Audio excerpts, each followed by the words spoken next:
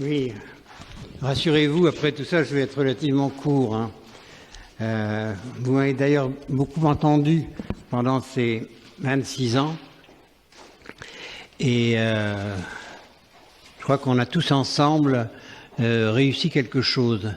Je dois dire qu'on a beaucoup travaillé pendant ces 26 ans, mais finalement, c'est ce tout petit virus qui a réussi encore plus que tous nos efforts pendant 25 ans de tout d'un coup mettre les formations ouvertes et à distance complètement à l'ordre du jour et évidemment nos effectifs d'augmenter en conséquence.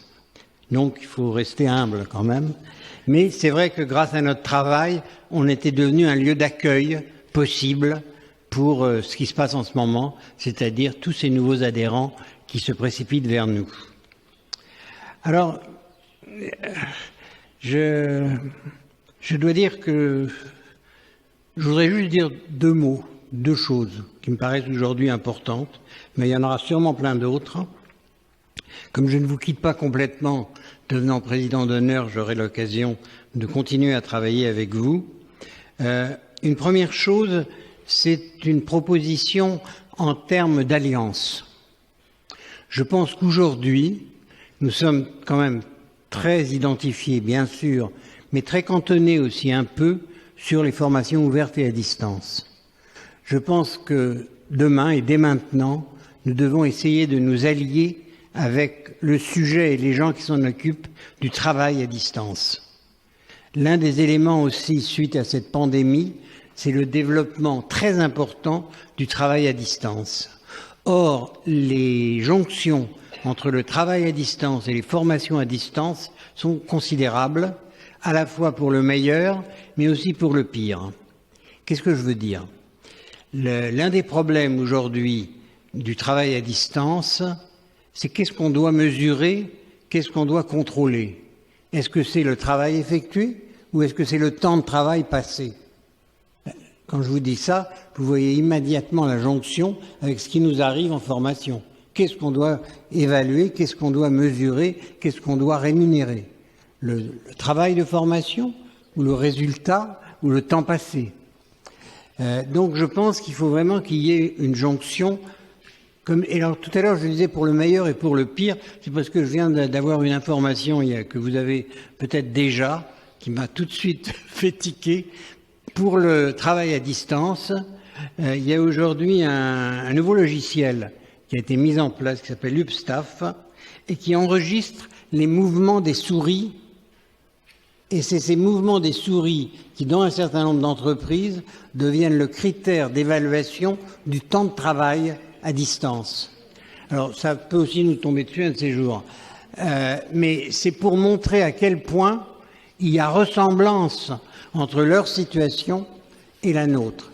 Ce qui est un peu bizarre, c'est que tous nos partenaires sociaux qui nous aiment tous beaucoup et qui eux-mêmes travaillent des négociations, etc., sur le travail à distance, n'aient pas pensé que la formation, étant tout le monde l'admet maintenant, une part du travail, étant dans le travail, pourquoi est-ce qu'on ne parle pas en même temps du temps de travail et des formations du temps de travail à distance et des formations à distance.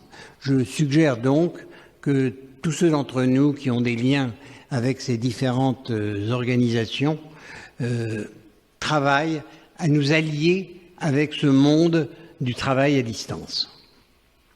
On s'en sentira moins seul et ça ressemble beaucoup. Leurs problèmes sont les nôtres, leurs solutions seront aussi les nôtres. C'était un premier sujet que je voulais mettre sur la table. Le deuxième, c'est que depuis quasiment la création du FOD, nous travaillons sur la réforme de la formation, la réforme des lois. Notre nouveau président évoquait il y a quelques instants le travail sur les rémunérations. Je vois que Sabrina est là aussi. Qu'est-ce qu'on fait depuis 26 ans ? On essaye de rafistoler. On a une loi, qui est la loi fondamentale de 71, dont on va bientôt d'ailleurs fêter les 50 ans. Cette loi est une loi qui n'est pas, à dire vrai, une loi sur la formation, mais qui est une loi sur les stages.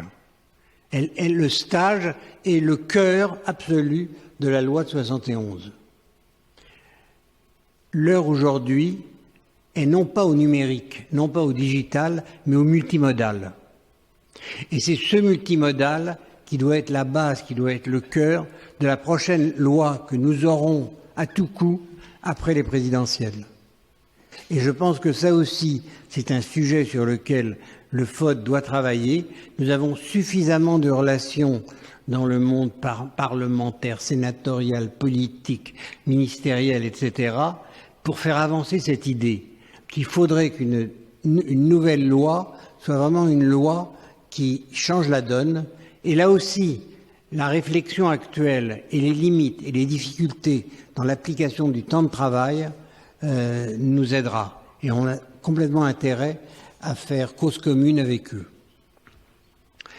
Voilà ce que je voulais juste vous dire. C'est quelques sujets qui me paraissent très importants. Je termine donc en disant, on parle tous de formation numérique, de formation digitale, etc. Essayons de parler surtout de formation multimodale. C'est la multimodalité qui est vraiment la chose importante aujourd'hui. Et chaque fois qu'on n'utilise que le mot numérique, en réalité, on induit dans une mauvaise direction la réflexion. Aujourd'hui, le problème n'est pas la numérisation de la formation, c'est la reconception de nos systèmes de formation en systèmes de formation multimodaux, le multimodal, comme ça se comprend, comprenant d'ailleurs aussi au passage le présentiel, voire même cet horrible stage. Je vous remercie.